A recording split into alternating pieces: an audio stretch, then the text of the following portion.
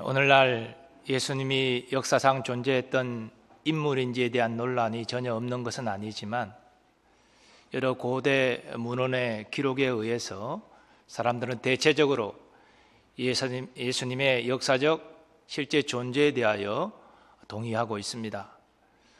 특별히 교회가 세워지고 7년이 지난 AD 37년에 태어난 유대인 역사가 요세푸스는 그의 책 유대인 고대사에서 예수님의 역사성과 관련해서 중요한 글을 남겼습니다. 이 시대에 예수라고 불리는 현인이 있었다. 그의 행실은 선했고 그의 학식은 뛰어났다. 그리고 유대인들과 다른 나라의 많은 사람이 그의 제자가 되었다. 빌라도는 그를 정죄해 십자가에 못 박혀 죽도록 했다. 그러나 그의 제자들은 예수가 죽은 지 3일 만에 그들에게 나타났고 그가 살아났다고 보도했다. 따라서 그는 아마도 선지자들이 놀라움으로 자세하게 말했던 메시아였을 것이다. 이른바 그의 이름을 따서 그리스도인으로 불렸던 족속은 오늘날까지 여전히 사라지지 않고 있다. 오늘은 대강절을 시작하는 날입니다. 이제 성탄절 전일까지 4주간 동안 대강절이 이어집니다. 서두에 말씀드린 대로 예수님의 탄생은 동화 속 이야기가 아닙니다. 믿지 않은 사람들도 동의하는 역사적 사실입니다. 그 예수님이 역사적으로 태어났다는 이 사실이 바로 기독교의 기초가 됩니다. 그러므로 예수님의 오심을 기다리는 대강절 절기는 우리에게 굉장히 중요합니다. 그런데 예수님은 이미 2000여 년 전에 오셨습니다. 그렇다면 오늘날 우리가 예수님의 오심을 기다린다는 것은 어떤 의미가 있을까요? 이 시간 대강절을 시작하면서 대강절을 보낸 우리의 바른 마음의 자세는 어떠해야 될지를 같이 생각하고 대강절 절기 가운데 우리의 신앙생활에 적용하기를 원합니다. 자, 먼저 우리는 예수님의 오심의 의미를 깨닫고 감사하고 기뻐해야 합니다. 예수 그리스도의 오심은 어느 날 갑자기 이루어진 일이 아니라 구약 성경의 많은 사람들을 통하여 예언된 사실이 성취된 것입니다. 이사야 선지자도 예수님의 오심에 대하여 많은 예언을 했던 선지자인데 그는 오늘 읽은 본문에서 사람들이 생각하는 것과 다른 모습으로 오시는 예수님에 대하여 예언했습니다. 그는 주 앞에서 자라나기를 연한 순 같고 마른 땅에서 나온 뿌리 같아서 고운 모양도 없고 품체도 없은즉 우리가 보기에 흠모할 만한 아름다운 것이 없도다. 구약 성경에서 아주 늠름하고 강력한 존재를 표현할 때 흔히 백향목을 예로 듭니다. 백향목같이 자란다는 것은 늠름하고 강력하고 아주 멋있게 자란다는 그런 의미예요. 그러나 예수님은 백향목같이 오시는 것이 아니라 연한 순같이 오셨습니다. 아주 연약해 보이는 모습으로 오셨습니다. 또 예수님은 마른 땅에서 나온 뿌리 같아서 마른 땅 크게 물기도 없고 영양가도 없는 그곳에서 나온 뿌리가 뭐 모양이 좋겠습니까? 그리고 거기에서 나온 줄기가 모양이 좋겠습니까? 그래서 고운 모양도 풍채도 없이 사람들이 흠모할 만한 아름다운 것이 없다라고 이사야 선지자는 예언했습니다. 이것은 예수님이 그만큼 낮고 천한 모습으로 오실 것을 예언한 것입니다. 우리는 신약 성경 복음서를 통해서 예수님이 어떻게 태어나셨는지를 알고 있습니다. 예수님의 육신의 아비 요셉은 목수였습니다. 그러니까 예수님은 평범한 집안, 즉 더 나아가 가난한 집안에서 태어나셨습니다. 또 예수님은 부모가 기가는 곳에서 태어나지 못하고 로마 황제 아구스토의 명에 따라 본래 고향으로 가서 호적을 해야 됐으므로 베들레헴에서 타지에서 태어났습니다. 당시 베들레헴은 작은 동네였기 때문에 호적하러 많은 다윗의 후손들이 찾아와서 이 요셉과 마리아가 묵을 여관방이 없었습니다. 그때 상황을 누가는 이렇게 증거합니다. 거기 있을 그때 해산할 날이 차서 첫 아들을 낳아 강보로 싸서 구유에 뉘었는데 이는 여관에 있을 곳이 없음이러라. 즉 예수님은 마구간에서 태어나시고 말 구유 위에 누이신 것입니다. 바로 하나님이신 예수님이 그런 낮고 천한 모습으로 이 땅에 태어나신 것입니다.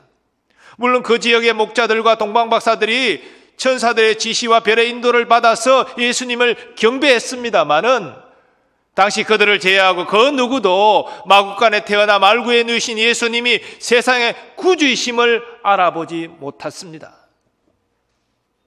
자, 그런데 왜 하나님이신 예수님이 이렇게 가장 낮고 천한 모습으로 태어나신 것입니까? 이러한 사실을 우리에게 주는 메시지는 무엇입니까? 사도 바울은 그의 서신서 고린도후서에서 예수님과 관련해 이렇게 말합니다. 우리 주 예수 그리스도의 은혜를 너희가 알거니와 부요하신 이로써 너희를 위하여 가난하게 되심은 그의 가난함으로 말미암아 너희를 부요하게 하려 하심이라. 이 말씀의 문자적 의미가 분명히 있습니다. 예수님은 나사렛 회당에서 선지자의 글을 인용하시면서 자신의 사역을 말씀하셨는데 내게 주의 성령이 임하신 것은 가난한 자에게 복음을 전하도록 하기 위함이라 라고 말씀하셨습니다. 그리고 예수님의 공생애 때 보면 가난한 자, 고통받는 자, 소외된 자, 병든 자 이들과 함께 하시고 그들의 문제를 풀어주셨습니다. 예수님은 이 땅에 육신적으로도 고통받고 가난한 자들을 부유케 하시는 주님이신 것입니다. 그러나 이 말씀의 진정한 뜻은 영적인 의미입니다. 우리는 영적으로 헐벗고 굶주려 있는 불쌍한 존재였습니다. 그래서 이사야 선지자는 이렇게 예언했습니다. 그가 찔림은 우리의 허물 때문이요 그가 상함은 우리의 죄악 때문이라. 그가 징계를 받음으로 우리는 평안을 누리고 그가 채찍에 맞음으로 우리는 나음을 받았도다. 예수님께서 우리의 허물과 죄악 때문에 찔리고 상하시고 우리의 구원을 위하여 자신의 생명을 내어 주신다는 말씀이지요. 바로 이것은 허물대로 죽어 있어 영원한 저주 안에 있는 우리를 구원하시기 위함인 것입니다. 이런 의미에서 대강절은 우리 구주로 오신 하나님의 아들 예수 그리스도께 감사하고 기뻐하는 절기인 것입니다. 그리고 우리는 주 예수 그리스도의 태어나심이 은혜라는 사실을 깊이 인식해야 됩니다. 바울 사도는 고린도 교회 성도들에게 말했습니다. 우리 주 예수 그리스도의 은혜를 너희가 알거니와. 여러분은 예수 그리스도의 은혜를 알고 계십니까? 은혜가 무엇입니까? 받을 자격 없는 자에게 베푸시는 호의가 은혜입니다. 우리는 받을 자격이 없습니다. 죄인입니다. 하나님의 원수입니다. 하나님 우리에게 은혜를 베풀 아무 의무가 없습니다. 그런데도 이런 우리에게 호의를 베푸셨다는 것입니다. 예수 그리스도는 그 은혜를 베풀기 위하여 하나님이시지만 자기를 비우시고 종의 형체를 입으셨습니다. 이 땅에 가장 낮고 천한 곳에 태어나셨습니다. 바로 우리를 부욕케 하기 위함인 것입니다. 우리에게 영원한 생명을 주시기 위함인 것입니다. 이것이 은혜입니다. 또한 성부 하나님께서도 우리에게 은혜를 베푸셨습니다. 바울 사도는 그가 전하는 복음을 하나님의 은혜의 복음이라 그렇게 말합니다. 그리고 하나님의 은혜로 값없이 우리가 의롭다 하심을 입었다, 구원받았다 그렇게 말합니다. 그리스도 예수 안에 있는 속량으로 말미암아 하나님의 은혜로 값없이 의롭다 하심을 얻은 자 되었느니라. 우리가 하나님의 은혜로 구원받았다는 것이지요. 그렇기 때문에 대강제를 지내면서 우리가 가져야 될 가장 기본적인 자세는 바로 예수 그리스도께서 태어나심이 은혜임을 알고 감사하는 것입니다. 그 은혜로 말미암아 구원받은 사실을 기뻐하는 것입니다. 대강절 절기를 보내면서 은혜에 대한 감사와 기쁨으로 충만한 여러분 되시기를 축원합니다.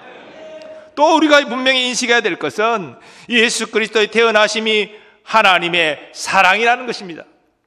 사도 요한은 이렇게 우리에게 말합니다. 하나님의 사랑이 우리에게 이렇게 나타난 바 되었으니 하나님이 자기의 독생자를 세상에 보내심은 그로 말미암아 우리를 살리려 하심이라.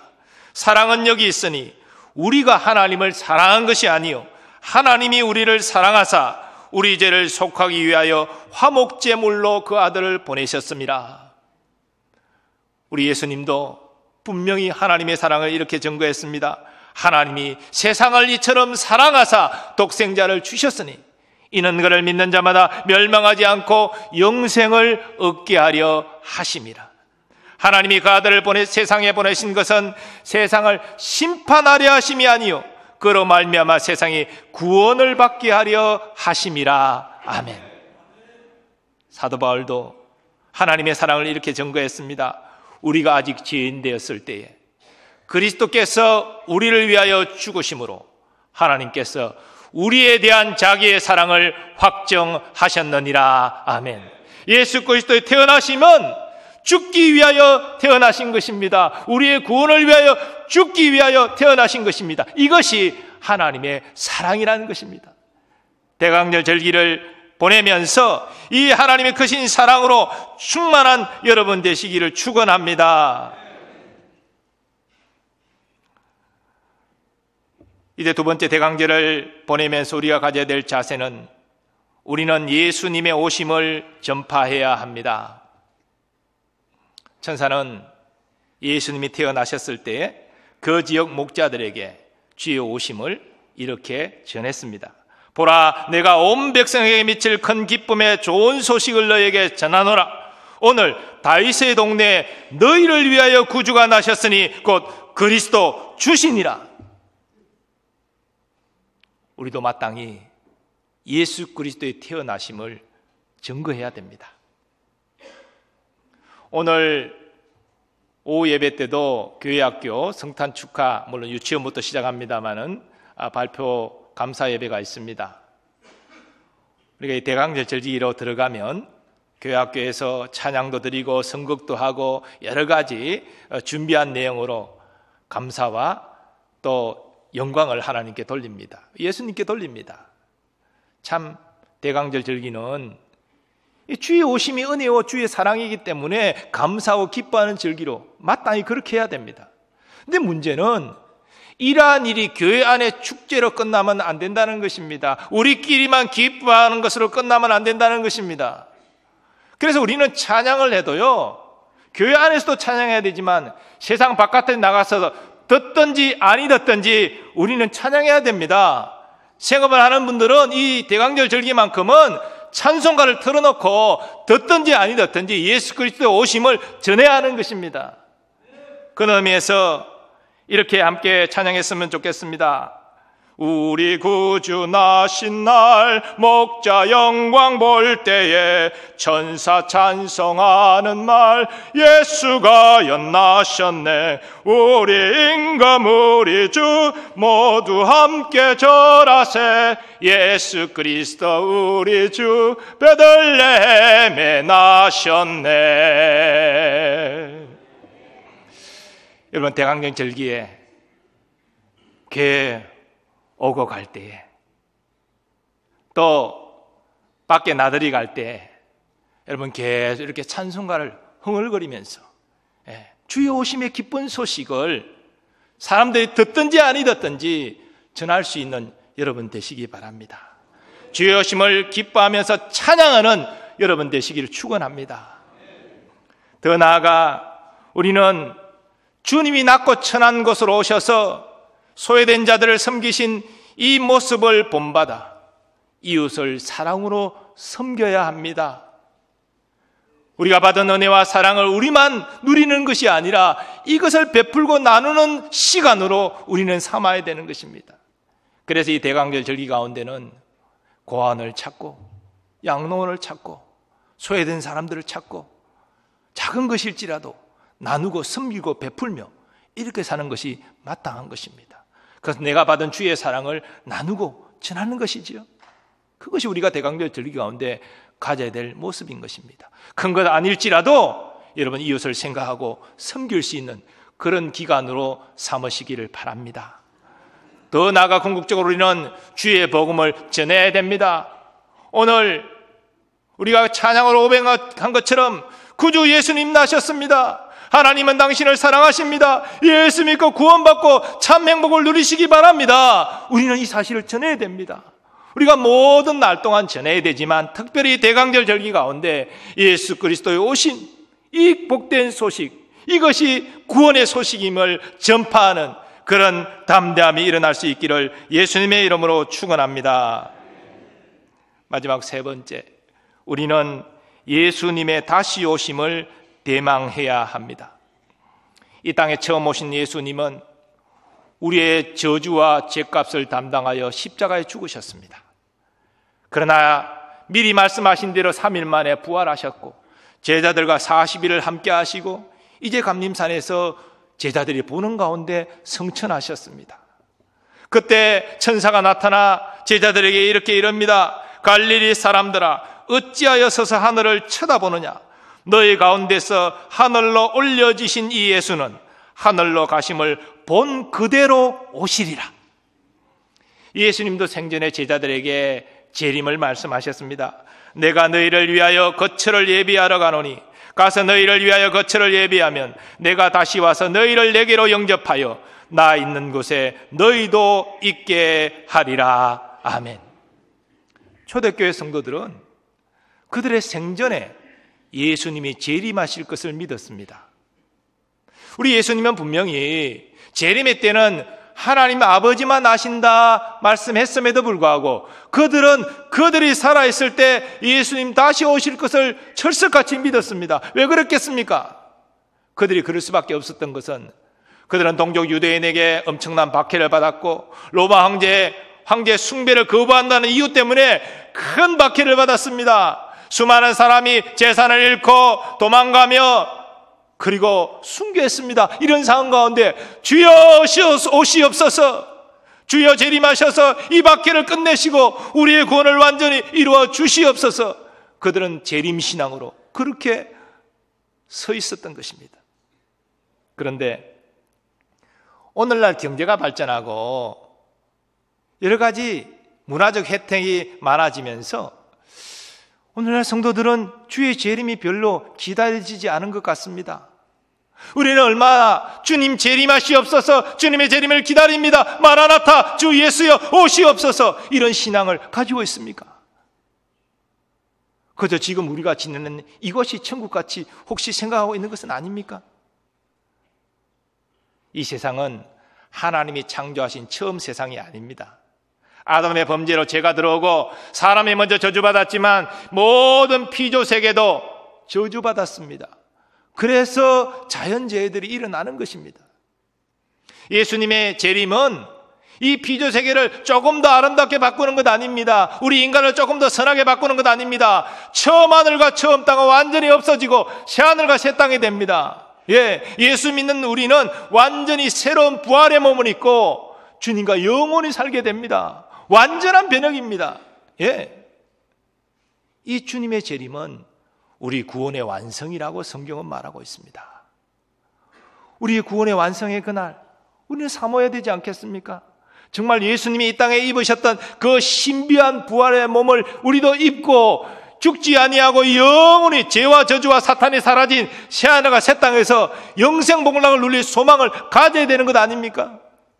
예수 그리스도의 처음 오심은 바로 다시 오심의 구원의 완성을 이미 함축하고 있는 것입니다. 그러므로 예수님의 탄생을 우리가 감사하고 기뻐하면서 동시에 그 예수님 다시 오셔서 우리의 구원을 이루어 주실 것을 내가 믿나이다. 주여 어서 오시옵소서. 이 재림신앙으로 우리는 다시 굳게 서야 하는 것입니다.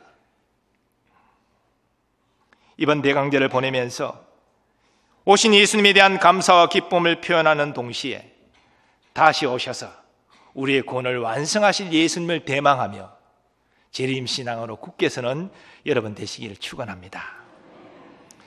제가요 시내를 나갈 일이 거의 없어가지고 잘 나가지도 못하고 그러지만 지금 번화가 백화점에 가보면 성탄 트리 장식이 멋있게 되어 있고 교회보다 더 멋있게 되어 있어요. 그리고 그들이 예수 믿지도 않는데 뭐 캐롤성부터 시작해가지고 막 이렇게 예수님 관련된 그런 노래를 틀고, 그리고 사람들은 또 얼마나 또 북적거립니까? 그런데 여러분, 거기에는 예수님이 안 계십니다. 예수님은 가장 낮고 천한 모습으로 이 세상에 오셨고, 이 세상에 가난한 자, 병든 자, 소외된 자, 고통받는 자, 그들과 함께 하셔서 그런 화려하고 멋있는 곳에 우리 주님이 함께 하지 않으려 하십니다. 근데 오늘날 우리 조국 교회도 모습을 보면 얼마나 건물을 멋있게 짓느냐, 얼마나 재정이 많느냐, 얼마나 밖으로 대사회적인 활동을 활발하게 하느냐. 우리는 이런 겉모습을, 화려한 모습들을, 대단한 모습들을 추구하고 있는 것은 아닌가? 거기에는 예수의 영이 함께하지 아니하십니다. 우리는 대강제를 보내면서 하나님이시지만 이 땅에 우리의 구원을 위하여 가장 낮고 천한 예수님, 이 땅의 공생애 가운데 가난하고 병들고 소외되고 고통당하는 들과 함께 하셨던 그 예수님을 생각해야 됩니다. 화려하고 멋있는 것, 사람들의 칭송과 인정을 받는 그곳에 예수님의 영이 함께하지 아니하십니다. 그것은 종교개혁 이전에 부패했던 가톨릭의 영성입니다. 종교개혁의 영성은 결코 그런 것이 아닙니다. 종교개혁의 영성은 말씀을 따라 살아가는 것인데, 말씀 속에서 보는 우리 예수님의 모습은 결코 그렇게 화려하고 사람들이 인정받는 모습이 아니었습니다. 어쩌면 오늘날 기독교가 세상의 조롱을 받는 이유 중에 기독교 교회가, 성도들이, 목회자가 잘못한 부분이 분명히 있지만, 어떤 의미에서 오늘날 대사회적인 교회를 바라보는 이 환경은 예수 영성을 회복할 때입니다. 예수 영성이 회복되는 것은 세상이 인정하는 어떤 대단한 외적인 모습 가운데 있지 아니하다는 것입니다. 우리는 주님의 모습을 닮아 마음을 비우고 겸손해져서 세상에 고통당하는 자들 손발을 어루만져주고 주의 은혜와 사랑을 전해야 됩니다. 거기에 예수의 영성이 있는 것입니다. 교회는 외적인 모양을 자라는 것이 아니라 얼마나 하나님 말씀에 충실하고 얼마나 하나님을, 예수님을 뜨겁게 사랑하고 있는지 여기에 승부를 걸어야 될 것입니다. 이번 대강절 기간 동안 이 예수님의 영성을 회복하는 우리 모두 되었으면 좋겠습니다. 종교개혁의 후예로서 종교개혁의 영성을 우리는 회복해야 될 것입니다. 바로 그것은 예수님처럼 자신을 비우고 종의 자세로 섬기는 것입니다. 주의 복음을 전하는 것입니다. 그런 가운데 주님이 함께 하실 것입니다. 우리는 한량없는 주의 은혜와 사랑을 입은 자들입니다. 우리의 삶의 어떤 모양이든지 주님을 기쁘시게 하는 여러분 되시기 바랍니다. 그게 진정한 자유와 기쁨과 행복이 있는 것입니다.